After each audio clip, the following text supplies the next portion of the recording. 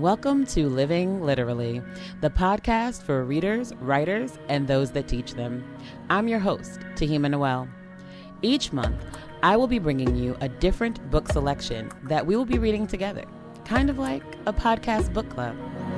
The book will be explored over 2 episodes. The first will focus on my review and breakdown of the book. The second will focus on listener responses to the book. Let's dive in.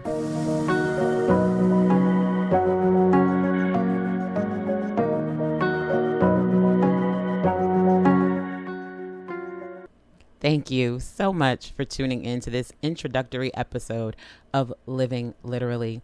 And I wanted to do this episode for a few reasons. One was to introduce myself and who I am, and also give you a preview of what you could look forward to if you should choose to tune in to this podcast monthly. Actually, bi-monthly. It's going to be 2 episodes per month. So first and foremost, I am a bookworm. My mother had dreams of me following in her footsteps and playing basketball. And she has this story that she has told so many times. One day she was teaching me how to shoot layups in the backyard. And your girl was good. I had it. I was getting it. I was scoring some points, and her face was lighting up. She's like, my girl's got it. She had WNBA dreams just dancing in her eyes. And after I hit it a few times, I was like, okay, mom's happy. Can I go read now? Broke her heart. But that is just who I am. I do not recall learning how to read. I have just always been a reader. I recall getting my first library card and just loving the fact that the library was walking distance from my house because I was there every day. You know that old show Cheers, when Norm would walk in and that whole bar is like, Norm? That was me. Every librarian knew Tehyma. I was there every day. I was checking out 4 and 5 books at a time. I was trying to read the book on my walk home. I love good stories and always have. And that's going to be the focus of this show, really. Good books, good stories, books that make you want to talk about them, right? Reading is kind of an isolating activity if you don't have a book club or a reading partner or somebody to share it with. So that's what this podcast is going to be about. Hey, I found this good book, guys. Read it along with me. Come back and let's talk about it. So those of you that are reading along with me, I'm going to ask you some questions and ask you to write in to the podcast. Our podcast email is livingliterallypodcast@gmail.com. You can write in with your own reviews, your own reactions, answers to the questions, book club type questions that I pose. And I'll be doing mailbag episodes and responding to you guys so that we get a little bit of that conversation that we want as readers. Now, for the writers in the audience, what I will be giving to you is my own journey as an author. I have finished my first manuscript and realized that I need to rewrite the whole thing. And as disheartening as that was, the first month I realized it, I'm actually really excited about going back in and revising, rewriting. It's really going to be a complete rewrite. I'll give you more info on that in the first episode. But I also kind of need accountability partners. And so starting each episode with my own writing journey means that I've got to be walking on the journey so I have something to share. And also kind of want to open up dialogue around writing, maybe tell you guys what I'm trying or what I'm working on. Maybe that'll give you ideas or inspiration for your own writing. I do have a master's degree in creative writing, so maybe, I could teach you something. Not that that's what I'm trying to do here. I am mostly trying to entertain, and I don't know if commiserate is the right word. It's not a misery, but then again, there are a lot of memes about how miserable writing can be. So, but anyway, I did just want to bring that aspect of myself into this podcast and hopefully appeal to some of you writers out there in some kind of fashion. And then finally, the final aspect of my literal self or my literary self is that I am an English teacher, an educator, and English professor. I will be looking at these books through educator lens as well, and giving some ideas to other educators on how the book can be featured in your classroom, whether that is through book clubs, just why it should be on your bookshelf in your classroom library, maybe small group instruction, or as a writing mentor piece. How could, students rewrite a piece of this, or how it could be used in your classroom. So those are the three aspects that this podcast will really focus on. So I'll be announcing the first book, and I'll be announcing each book ahead of time, give you some time to read. The first book club type episode where I'll be talking about the book is going to come out in July. July 12th is my goal to drop that episode. That gives you about 2 weeks to read the book, but don't worry. The book that I am about to announce is a page turner, and I'm very excited to announce it, and I will be doing that shortly.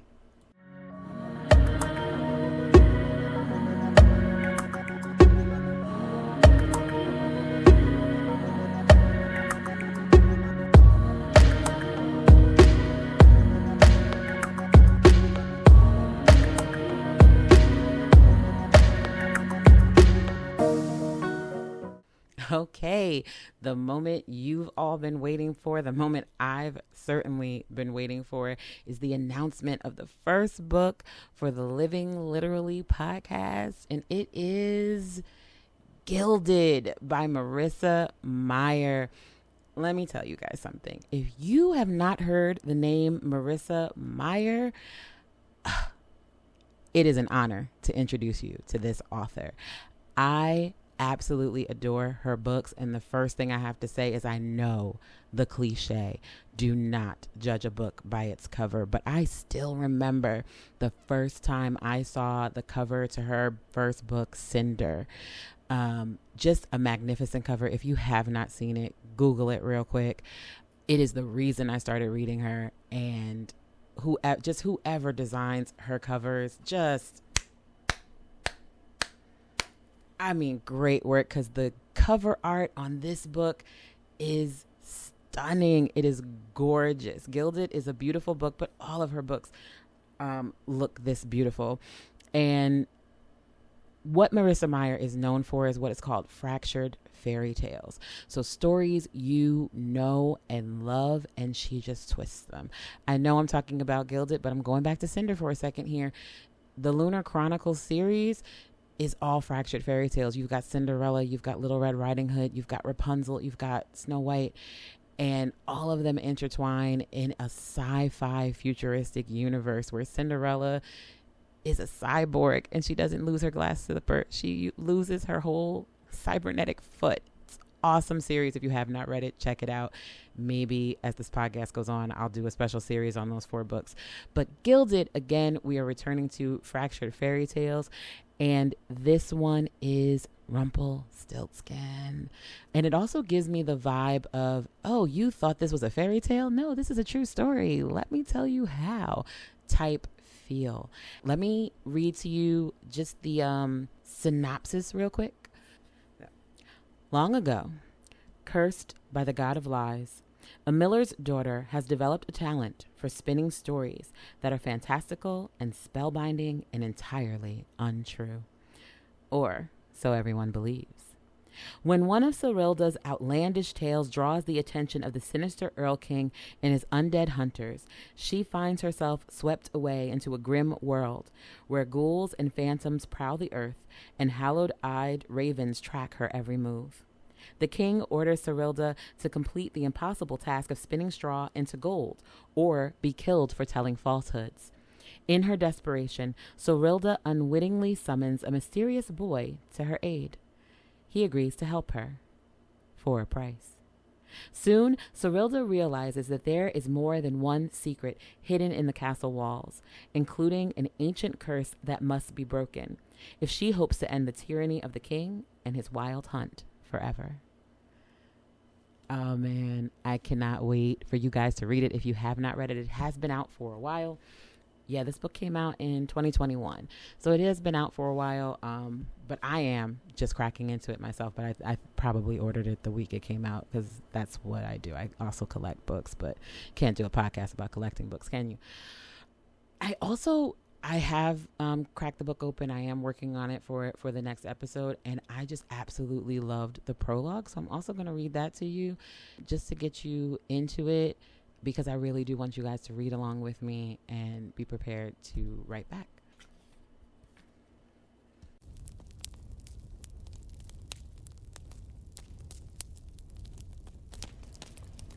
All right. I will tell you the tale, how it happened, in truth. The first thing you ought to know is that it wasn't my father's fault.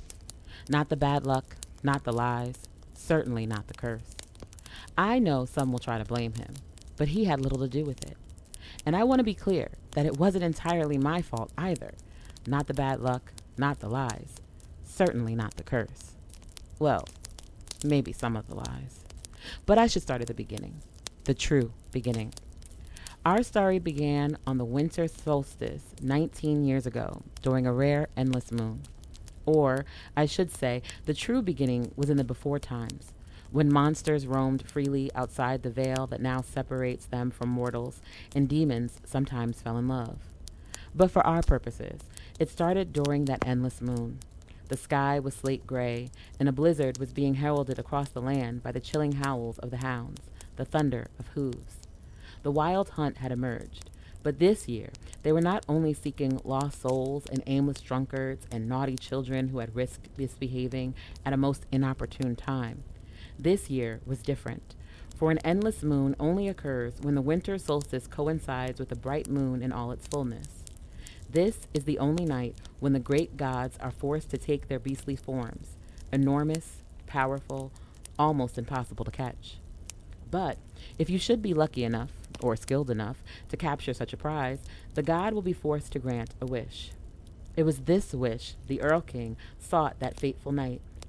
His hounds howled and burned as they chased down one of the monstrous creatures. The Earl King himself shot the arrow that pierced the beast's massive golden wing. He was sure the wish would be his.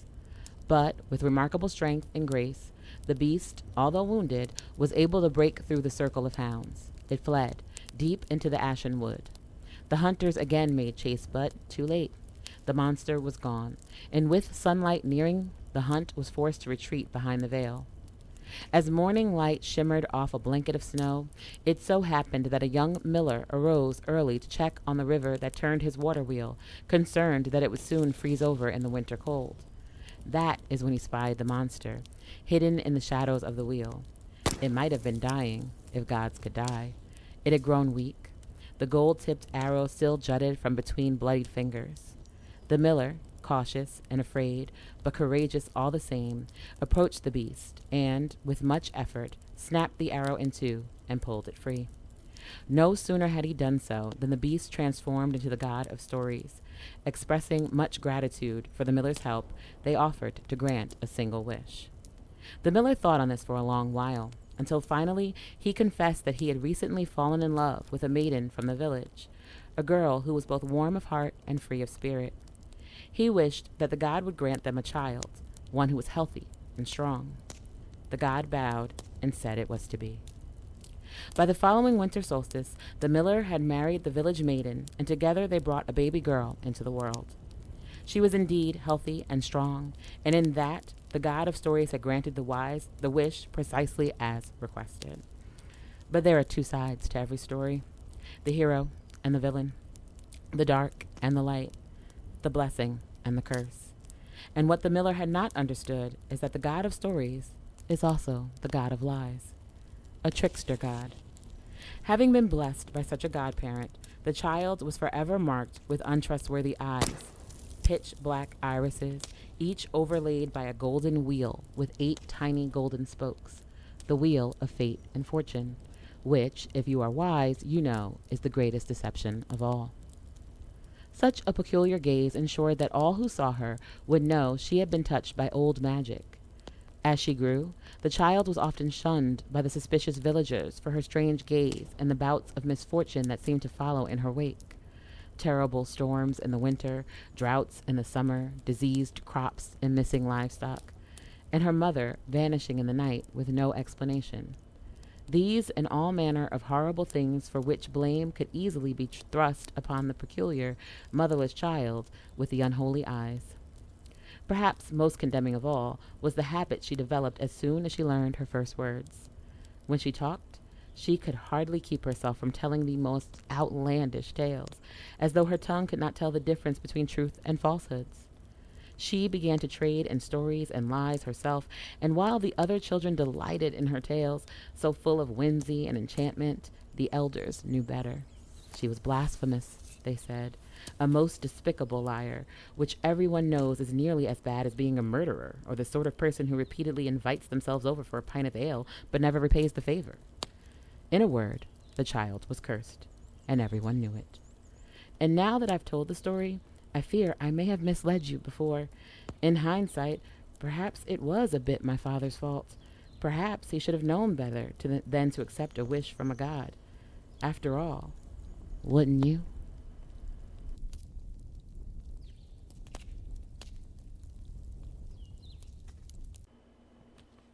Isn't that just a great opening?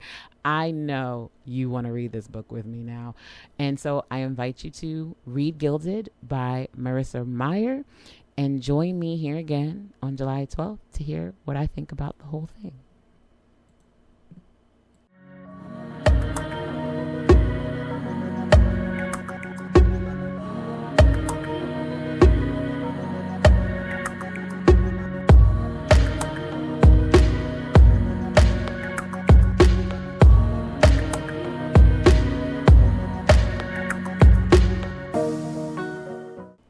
Okay, I just wanted to take a moment to thank you so much for listening to this introductory episode.